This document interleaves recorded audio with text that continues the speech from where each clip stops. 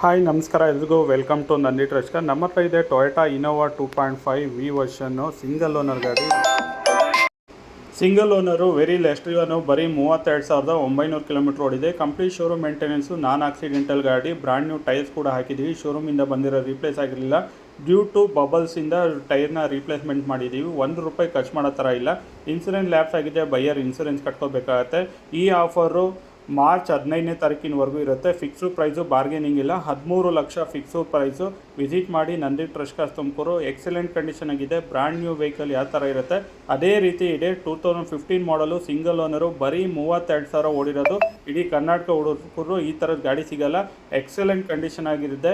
So ಗಾಡಿ migrated ಆಗಿದೆ, but ಗಾಡಿ ಹೈಕೋರ್ಟ್ ಲಾಯರ್ ಯೂಸ್ ಮಾಡಿರೋದು. ತುಂಬ ರಿಯರ್ ಯೂಸೇಜ್ ಗಾಡಿ.